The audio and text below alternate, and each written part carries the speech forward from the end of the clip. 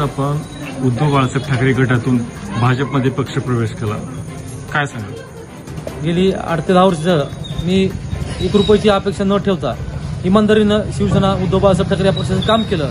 पक्षवाढीसाठी अंगावरती केसेस घेतल्या, अनेक आंदोलनं केले, पक्षवाढीसाठी खूप काही केलं. पण खासदार साहेबांमुळं वारंवार मला डावलण्यात आलं. स्थानिक लेवलचे पद द्यायचे सोडून मला इतर जिल्ह्यातले मला पद देण्यात आले व मला प्रत्येक वेळेस खासदार साहेबांनी डावलण्यात आलं. असं काय करत होते? आता खासदार झाले त्यांना कार्यकर्त्याची गरज संपली.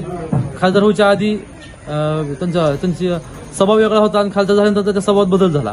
आता मी त्यांच्याकडे कुठलं काम घेऊन गेलो तर त्यांना काय बोलत असेल किंवा काय करत असेल ते फोनमध्ये तोंड घालायचे.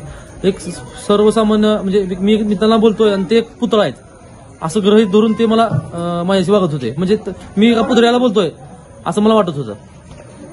असं खासदारांमध्ये काय गुण आले ओमराजेंमध्ये की तुमच्या सोबत असं करायला लागले? ते माझ्यासोबतच नाही, त्यांना असं मास लीडर माणूस कोणच नव्हता. तुम्ही ऑल जिल्ह्यामध्ये विचार करा, त्यांच्यापाशी एक तरी मास लीडर माणूस आहे का तुम्ही सांगा मला.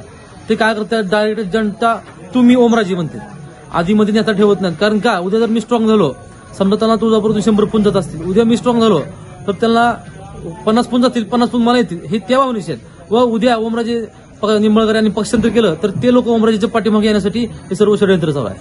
म्हणजे खासदारांनी निवडणुकीच्या आधी आणि निवडणूक झाल्यानंतर वेगळी भूमिका घेतली. कसं? आता तुम्हीच बघा ना, जरांगे पाटलासाठी आधी जरांगे पाटलांना आधी किती वेळ जाऊन भेटले खासदार व्हायच्या आधी, आणि खासदार झाल्यानंतर जरांगे पाटला त्यांनी एकदा पण भेटले नाहीत.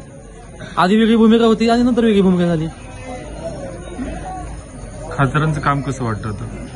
खासदाराचं काम फक्त फोनवरती आणि रील्सवरती आहे. फक्त वाढदिवसाला शुभेच्छा देणं आणि रील्स करणं आणि भावनिक भाषण करणं, लोकांना राणादादावरती टीका करायचं, दादाबद्दल काही चुकीच्या बातम्या सांगायचं व भावनिक भाषण करून लोकांचा दिशाभूल करायची, हे त्यांचं राजकारण चालू आहे.